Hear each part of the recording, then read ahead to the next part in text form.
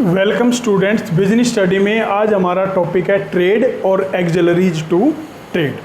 तो देखिए ट्रेड क्या है, what is trade. Trade buying and selling of goods and service with the purpose of earning profit. कोई भी बाइंग और सेलिंग करते हैं गुड्स और सर्विसेज की, किस लिए, प्रॉफिट अर्न करने के लिए, तो वो किस में आता है, ट्रेड में आता है। तो इसमें क्या होता है, होम ट्रेड। होम ट्रेड में लोकल ट्रेड। लोकल ट्रेड क्या होता है, लोकल ट्रेड, होम ट्रेड होते हैं जो ट्रेड हमारी कंट्री के एरियाज में हो रहे हैं, वो होम ट्रेड हैं।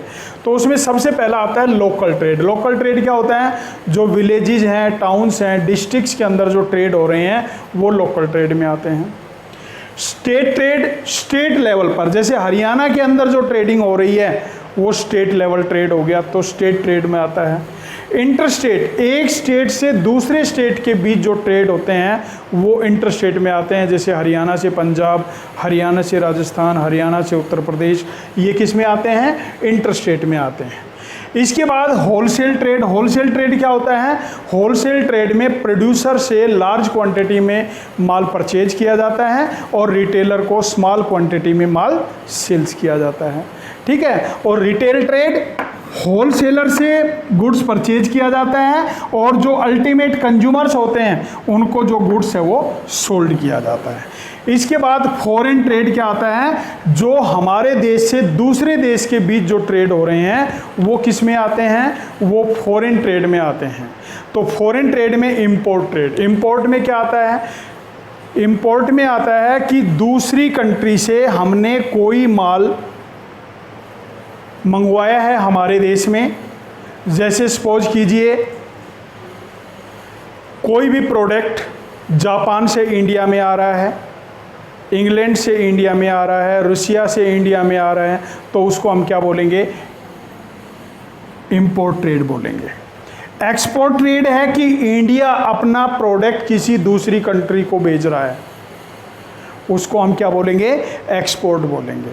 और एंटरपोर्ट किसको बोलेंगे, कई बार क्या होता है, एक कंट्री ने, मान लीजिए इंडिया ने कोई प्रोडक्ट जापान से इंपोर्ट किया और उसी प्रोडक्ट को इंग्लैंड को एक्सपोर्ट कर दिया, तो ऐसी सिचुएशन को हम क्या बोलते हैं, एंटरपोर्ट ट्रेड बोलते हैं। तो ये था हमारा ट्रेड, होम ट्रेड और फॉरेन ट्रेड। अब पॉइंट आता है एक्सिलरीज टू ट्रेड। तो एक्सिलरीज टू ट्रेड में सबसे पहला पॉइंट आता है हिंड्रेंस ऑफ पर्सन।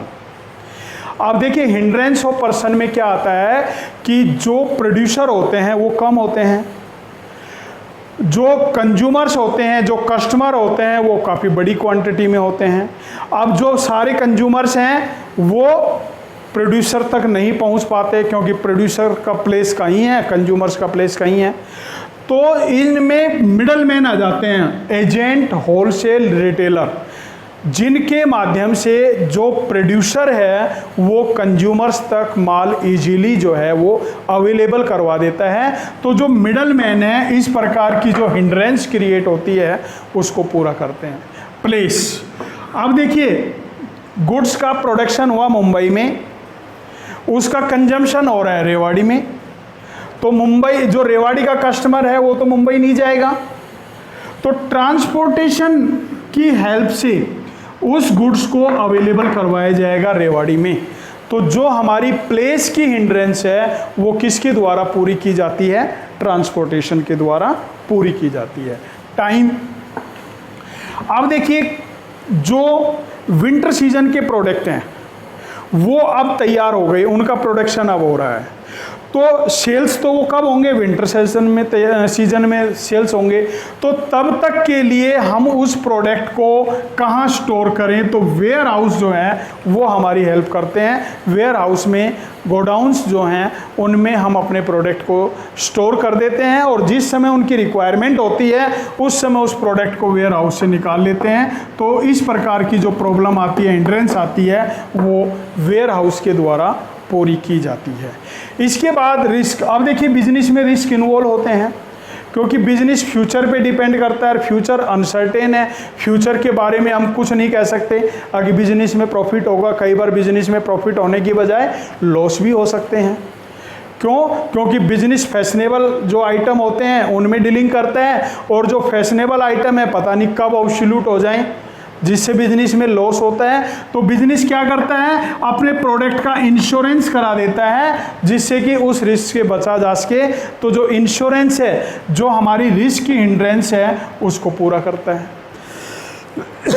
अब बिजनेस में माल का प्रोडक्शन के लिए, स्टोर करने के लिए, माल को एक स्थान से दूसरे स्थान पर लाने ले जाने के लिए हमें फाइनेंस की रिक्वायरमेंट होती है, और किसी भी एक व्यक्ति के पास इतना फाइनेंस नहीं होता कि वो सभी एक्टिविटीज़ को अरेंज कर ले। तो ऐसी सिचुएशन में जो बैंकिंग फैसिलिटीज़ हैं, बैंकिंग जो एक्टिविटीज़ हैं वो हमारी हेल्प करती हैं। तो जो हमारी फाइनेंस की हिंड्रेंस है वो किसके द्वारा दूर की जाती है, बैंकिंग के द्वारा दूर की जाती हैं। अब hindrance of information, hindrance of information में आता है कि जो हमने प्रोडक्ट का प्रोडक्शन किया है उसकी इंफॉर्मेशन हम कस्टमर तक कैसे पहुंचाएं, उस प्रोडक्ट के बारे में कस्टमर को कैसे जानकारी हो। तो एडवर्टाइजमेंट की हेल्प से हम कस्टमर्स तक प्रोडक्ट की सभी इंफॉर्मेशन अवेलेबल करवाते हैं जिससे कि कस्टमर उस प्रोडक्ट को इजीली परचेज करने के लिए तैयार हो जाए और कस्टमर को उस प्रोडक्ट की पूरी इंफॉर्मेशन की जानकारी हो जाती है।